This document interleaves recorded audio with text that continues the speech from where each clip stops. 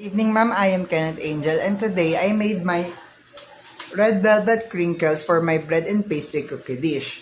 And as a food handler, we must observe our proper decorum, such as wearing our chef's hat and chef suits and our apron. Our chef hat can prevent contamination such as hair fall to our food, which is a physical contamination. And also, we must not forget washing our hands, especially now that we are in the middle of pandemic, so that we can avoid contamination. And we must also do our mise en place so that we can save time doing our recipes. And that's all. Thank you. Now, let's start with our dry ingredients. We are going to use 2 mixing bowls, one for weighting our ingredients and one for mixing them together. First, we are going to weight our all-purpose flour. Our recipe calls for 272 grams or 2 cups. And we are going to put that on our other mixing bowl, and we are going to weight our next ingredient, which is the cocoa powder. We need 35 grams of cocoa powder.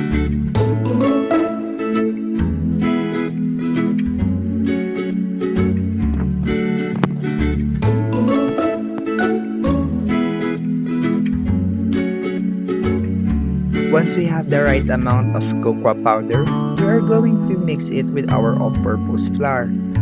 Next is we are going to put 1.5 teaspoon of baking powder. In here, I am trying to show you a half teaspoon, but my camera did not focus, so sorry.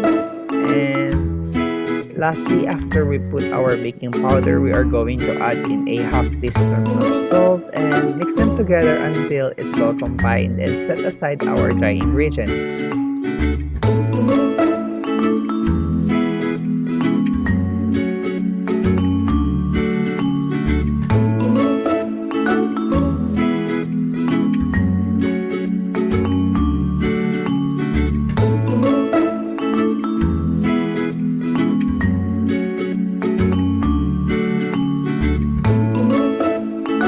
Now, let's move on with the base of our cookie.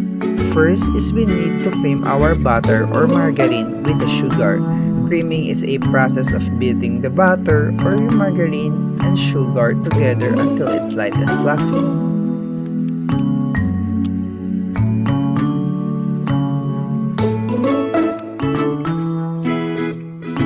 And in this recipe, we are going to use 2 types of sugar, the brown sugar and granulated sugar, which will contribute to the texture of our cookies since brown sugar has more molasses. And in here, I use about 100 grams of granulated sugar and 150 grams of the brown washed sugar.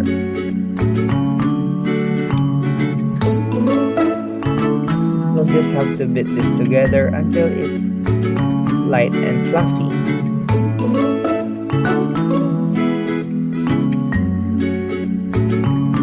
Once it looks like this, we are ready to our next step. We are going to add our eggs one by one, and we are going to break our eggs on a separate bowl, and it is a safety procedure to prevent putting eggshell on our butter and also whipping our whole butter in worst case scenario that our egg has already gone bad.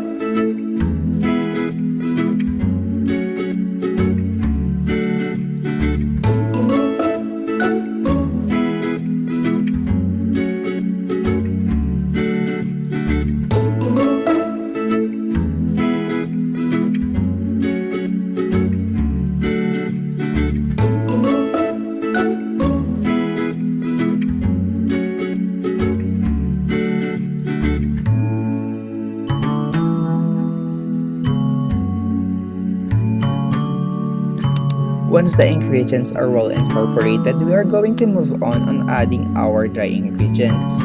In here, I change my whisk spatula since the cookie batter will be so thick and I think my whisk will be destroyed if I continue using it. In here, I am folding the dry ingredients in the batter, and some people say it might not be necessary since it is a cookie, but I want to take the safety procedure so that I can ensure that everything is well incorporated and the ingredients are mixed evenly so that when we cook it, there is no big cookie and small cookies. And there's some cookie that has big rocks and some that has small. Now let's move on making circles for our crinkles.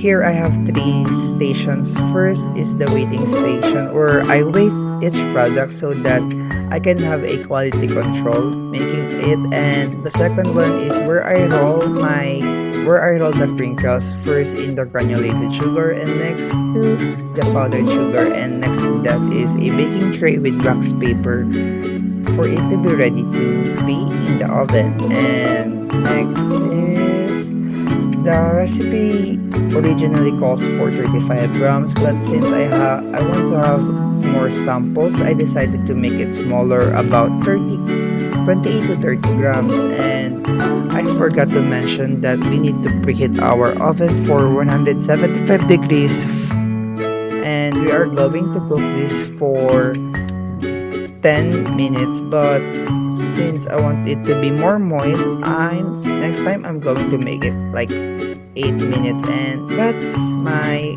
final product. Thank you. Now, let's move on with the red velvet crinkles recipe costing. So this red velvet crinkles recipe yields about 24 cookies, and each cookies will weigh about 35 grams, and the cost per cookie will be 3 pesos and 92 cents. And our selling price will be 7 pesos 0.84 cents or 10 pesos each. Later, I'm gonna show you how we ended up having a selling price of 10 pesos or 7.84 cents. First, let's focus with the standardized recipe here. This recipe, it will be going to use a margarine which is from the brand of Jersey Butter Pan, and it costs about 40 pesos per 225 grams, and our recipe only requires about 113 grams. So for us to compute for the total cost, we need to divide our price to the weight of the product and multiply it to the quantity, and we'll have our total cost, which is 20 pesos here. And we'll just have to follow the same procedure to all the products, and once we get all the total costs, we are going to add them all for us to get the total raw food cost. Now, I am going to show you how did we ended up having 10 pesos for the selling price. Now that we have our total raw food cost, which is equivalent to 85 pesos 49 cents, and we are going to use the 10% buffer that is the most commonly percentage that is used for the food industry, and the equivalent of our buffer would be 8 pesos 55 cents if we are going to estimate this, and we are going to add this to our raw food cost, which will give us 94 pesos 04 cents. And now we are going to compute for the cost per piece, and 94.04 divided by the recipe yield, which is 24 for this case,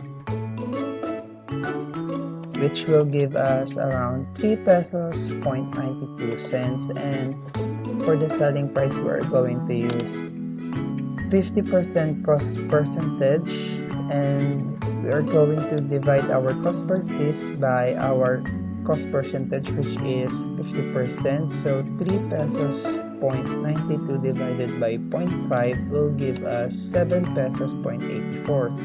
And assuming that you want to pay yourself 1 peso per cookie, and 1 peso for utility costs. We are going to add 2 pesos, which will give us 9 pesos point 84 or 10 pesos if we are going to estimate it. And this is only assuming that we are going to sell this per cookie and not per pack. That's why we don't have any cost for our packaging. Now we are going to move on with the product evaluation. In here, I used the Hendrick scale acceptability test, and I made a Google form and let my cousin answer who has tasted the samples. And 9 of them answered they like it extremely, and 1 of them answered they like it very much.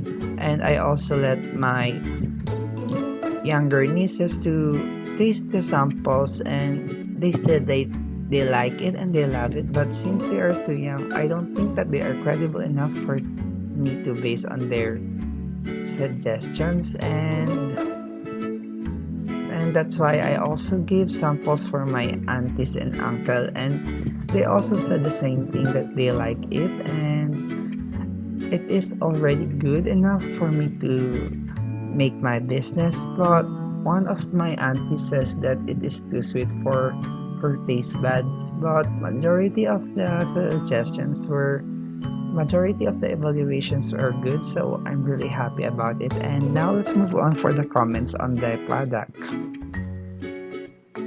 So here are the comments and suggestions, and I think just most of them just troll this.